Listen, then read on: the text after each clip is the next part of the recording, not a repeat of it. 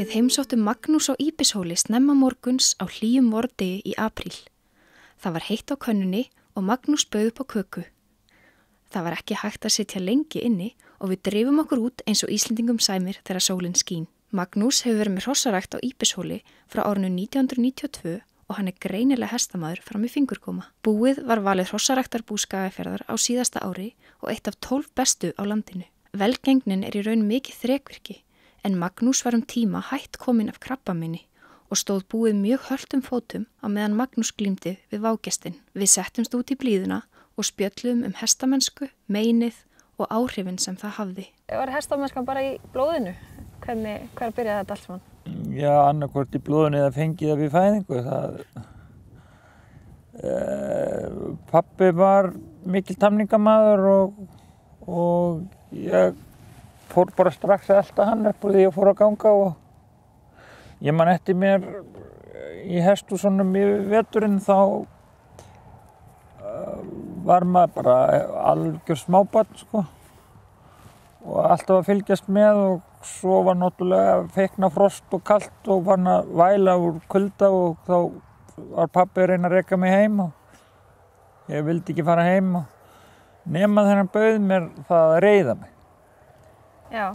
Ef hann reiddi mig heim þá var ekkert mál að fara heim og þá var það bara að drífa sig í önnur föt og fá sér heitt kakó og svo út aftur. Það var ekki erfitt að fá öll að fara út aftur? Nei. Pabbi hans Magnúsar var á þessum tíma bústjóri á Hólum. Hann sá hestana og Magnús var aldrei langt undan. Því miður dó pabbi hans svo allt of ungur út af heilsuleysi og Magnús viss að það hefði geta verið öðruvísi ef hann hefði hugsað betur sig. Hugsunarleysi feðrana getur þó stundum orðið seinni kynslóðum til bjargar og krabbameinið hans Magnúsar uppgötvaðist einmitt þess vegna. Pabbi dó allt ungur og var ekki nógu mikið að láta fylgjast með sér, þannig ég ákvað að vera ekkert að bjóða upp á svoleiðis og fyrir tékk fyrir rétt 10 ára síðan. Já, þú verið bara rétt fertugt. Já. Og heimilislæknirinn segir við mig, ert ekki hraustur og jú, finnur eitthvað til, eitthvað að þér? Nei, alveg, þó þarfst þú ekki neitt tékk, sagði hann. Ég sagði, ég komin hingað til að fá heilsutékk og skoðun og ég ætla bara að fá það. Gott hjá þér. Og hann tók mig í blóðprufu og tékkaði á hjartanu og svo út úr blóðprufunni kemur hækkandi gildi gagnvart blöðruhálskrabbameini. Okay. Og svo ég bara í rannsóknum hérna í 3 ár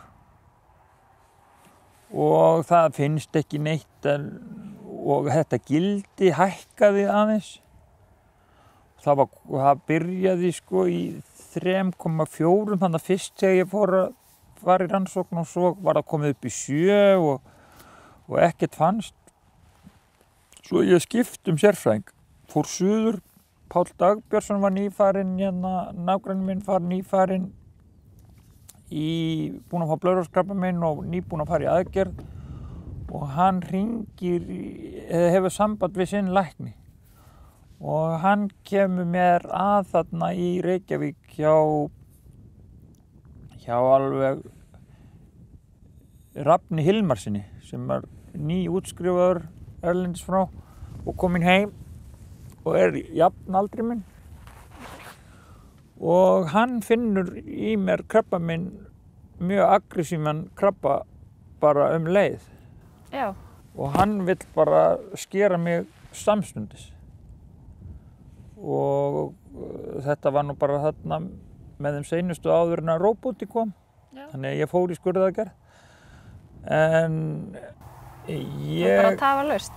Já, þá var gildið komið í 13, rúm 13 og var svo aggressíft af því að maður bara það ungur líka. Já, einmitt. Og þarna hafði hann aldrei verið með svona ungan sjúkling. Magnús komst þó ekki alveg strax undir hnífinn en þangað til leitaði hann til konu í sveitinni sem bávintæknir og læknamiðill en auk meðferðar hvatti hún hann til þess að bæta mataræðið. Það reyndist hafa góð áhrif og krabbameinsgildin lækkuðu lítið eitt. Magnús kom svo í aðgerðina 6 vikum seinna. Ég var algjörlega þreklaus. Já. Ég gat bara dormað og sofið bara meir og minna alla sólarhringinn og leið ekkert illa, algjörlega afslappaður. Já, bara svona dofinn eitthvað. Ég bara þreyttur, Já. bara líka mér var bara í þessu að Berjast við þetta. já. Svo fer ég þarna í þessa aðgerð og blöðruhálskirtillinn tekinn og þá kom það nú var ég var svo lánsamur að þetta var alveg, læknirinn sagði að þetta mætti ekki vera deginu seinna. Nei. Þetta var alveg að fara að dreifa sér, alveg komið út í kantinn og að fara að dreifa sér. Já. Þannig að það var gríðarlegt lán og núna sko eru 6 ár liðin Já. og þrekið alltaf að vaxa. Ég hef ekki verið svona þrekgóður sko síðan, já ég var búinn að slappast þó nokkuð fyrir aðgerðina. Já. Og ég hef ekki verið svona brattur í svona 8 ár eins og ég er í dag. Nú, frábært. Já. En svona að því að við erum nú í að stúdera þetta þá er bara að hvetja alla til þess að láta fylgjast með sér sko án þess að finni nein einkenni. Ég fann aldrei nein einkenni, það er ekki fyrir maður fyrir að átta sig á þessu eftir á. Já. Þá gat maður ekki haldið í sér þegar maður þurfti að míga, þurfti bara að míga á staðnum. Já.